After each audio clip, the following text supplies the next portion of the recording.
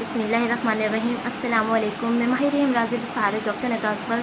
आज मेरी वीडियो का जो मौजू है वो इंतहाई अहम और कॉमन है। मौजू का नाम है कैटरेक्ट, जिसको हम उर्दू ज़बान में सफ़ेद मोतिया भी कहते हैं। वक्त के साथ साथ इंसानी आँख में पाए जाने वाले कुदरती लेंस में तब्दीलियों की वजह से धुंधलापन पैदा हो जाता है, क्लाउडिंग ऑफ द लेंस, जिसे हम सफ़ेद मोतिया कहते हैं। ये अमूमन बड़ी उम्र के लोगों में होता है और एक आँख के साथ साथ दूसरी आँख में भी हो सकता है। अगर हम इसकी अलामात की बात करें तो कुछ सिम्टम्स मैं आपके साथ डिस्कस कर देती हूँ। चीज़ों का धुंधला हो जाना, चीज़ों का डबल नज़र आना, दो चीज़ें नज़र आना, रोशनी का आँखों में चुभना, जो ऐनक का नंबर आप इस्तेमाल कर रहे हैं उसका बार बार तब्दील होना, उसके अलावा मुख्तलिफ़ रंगों में तशख़ीस करना मुश्किल हो जाना, रात के वक्त नज़र आना मुश्किल हो जाना मतलब दुश्वारी होना। उसके अलावा अगर आप लाइट को देख रहे हैं तो लाइट के गिर्द हैलोज़ का नज़र आना, ये तमाम कुछ सिम्टम्स हैं। उसके अलावा अगर हम कॉजेज़ की बात करें कि किन वजूहात की वजह से हो सकता है, अगर आप ब्लड प्रेशर के पेशेंट हैं, शुगर के पेशेंट हैं, किसी भी किस्म का कोई ट्रॉमा, इंजरी वगैरह हो चुकी है आपके साथ पास्ट में, उसके अलावा अल्ट्रा वायलेट रेज़ जो होती हैं उसकी वजह से भी चांसेस होते हैं कि कैटरेक्ट हो सकता है। उसके अलावा प्रीवियस आई हिस्ट्री, मतलब अब किसी भी किस्म की कोई सर्जरी हो चुकी हुई है। उसके अलावा अगर आप स्टीरॉइड्स का बहुत ज़्यादा इस्तेमाल कर रहे हैं, दवाओं का बहुत ज़्यादा इस्तेमाल, उसके अलावा रेडिएशन थेरेपी अगर आपके ऊपर कॉन्टीन्यूसली की जा चुकी है, स्पेशली कैंसर पेशेंट्स, तो उनमें भी ये चांसेस होते हैं कि कैटरेक्ट डेवलप हो जाए। उसके अलावा अगर हम इसकी कुछ अक़साम की बात करें, इसकी मुख्तलिफ़ अक़साम हैं, चंद एक मैं आपके साथ डिस्कस कर देती हूँ। न्यूक्लियर कैटरेक्ट होता है जो कि लेंस के मिडल में पाया जाता है, सेंटर में होता है। इसकी वजह से लेंस का कलर जो है वो येलोइश या ब्राउनिश होना शुरू हो जाता है।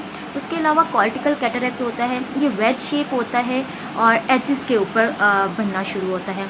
उसके अलावा पोस्टीरियर सब कैप्सूलर कैटरेक्ट होता है, ये ग्रेजुअली डेवलप करता है। उसके अलावा सेकेंडरी कैटरेक्ट होता है कि आप किसी भी किस्म की हाइपोटेंसी, स्टीरॉइड्स या मेडिसिन यूज़ कर रहे हैं।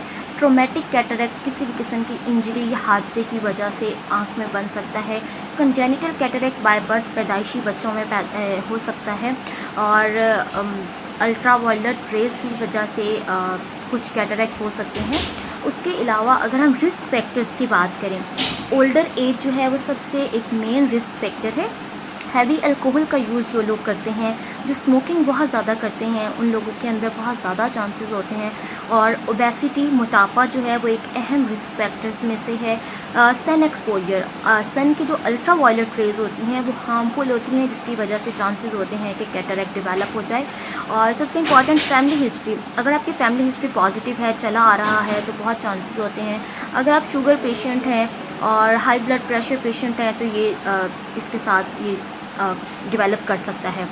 डायग्नोसिस में ये होता है कि विजुअल एक्विटी चेक की जाती है, आपकी नज़र का मुआयना किया जाता है। अगर इमेच्योर कैटरेक्ट होता है तो हम उसको विद ग्लासेस जो है वो ग्लासेस रिकमेंड कर देते हैं और कहते हैं कि जब तक गुजारा हो रहा है चलता रहे। लेकिन अगर मैच्योर हो जाता है तो उसका फिर ऑपरेट करवाना पड़ता है। उसके अलावा ये होता है कि डिटेल चेकअप आपको करवाना चाहिए। अब इससे प्रिवेंशन किस तरह की जा सकती है? सबसे पहले तो ये होता है कि वेयरिंग सन ग्लासेस, कि आपने अपनी ग्लासेस जो हैं वो प्रॉपर सन ग्लासेस जो हैं वो प्रॉपर यूज़ करें ताकि अल्ट्रा वायलेट रेज़ आपकी आइज़ को अफेक्ट ना कर सकें।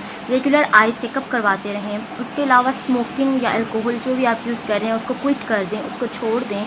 अपनी डाइट को बेहतर करें। ऐसे फ्रूट्स और वेजिटेबल्स का यूज़ कीजिए जिनमें हाई एंटीऑक्सीडेंट हो कंटेंट मौजूद हो, और ये तमाम इसके प्रिवेंशन के तरीके हैं।